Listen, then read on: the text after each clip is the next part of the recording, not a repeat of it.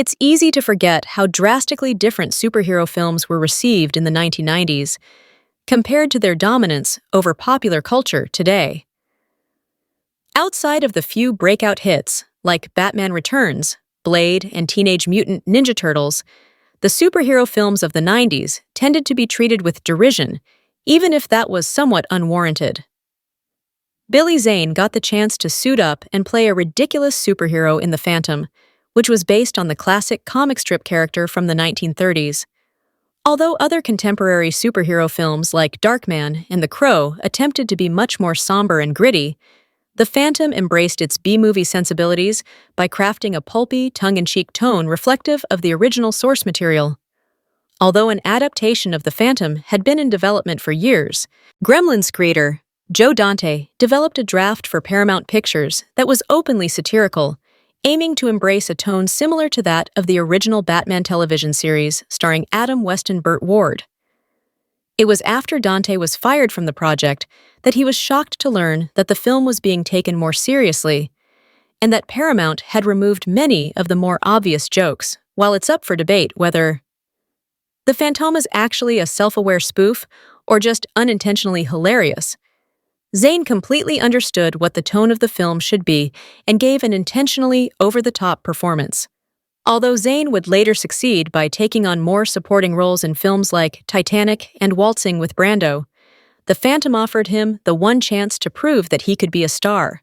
The Phantom loosely adapts the story from the original comic strip and serial, where it established that a young boy from the 16th century is given a skull ring, which ensures that he will protect the world as a hero under the guise of being a masked crusader.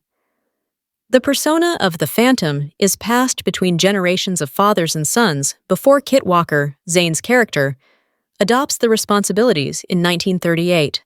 Although World War II had yet to begin, Kit is tracked down in the jungle by Quill, the leader of a villainous organization known as the Singh Brotherhood, who have sworn to destroy the Phantom for generations. Although Kit chases Quill into New York after the skull ring is stolen, he's also forced to confront his secret identity. Kit's college girlfriend, Diana Palmer, is a journalist investigating the powerful newspaper tycoon Xander Drax, who is secretly working with the Singh Brotherhood. The situation becomes even more complicated when Salah-E, a pirate leader working for Drax, kidnaps Diana because of her connection to Kit. The Phantom is structured with the same whimsical sense of adventure as its source material, which would often switch between exotic locations in order to keep the viewers on the edge of their seat. Thankfully, Zane does a great job at showing the duality of Kit's persona, as he understands that a normal romantic life with Diana may not be possible because of his responsibilities to be a hero, even if it is something that he desires.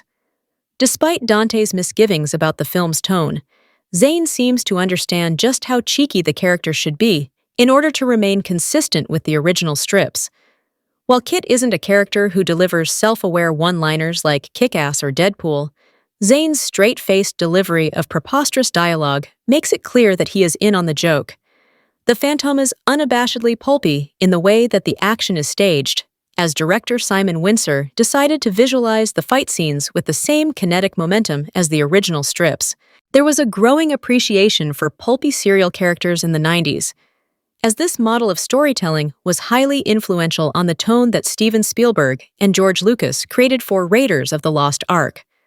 The Phantom contains a lot of the same qualities as the Indiana Jones films, as it retains the 1930s setting, makes references to historical events, and contains supernatural elements.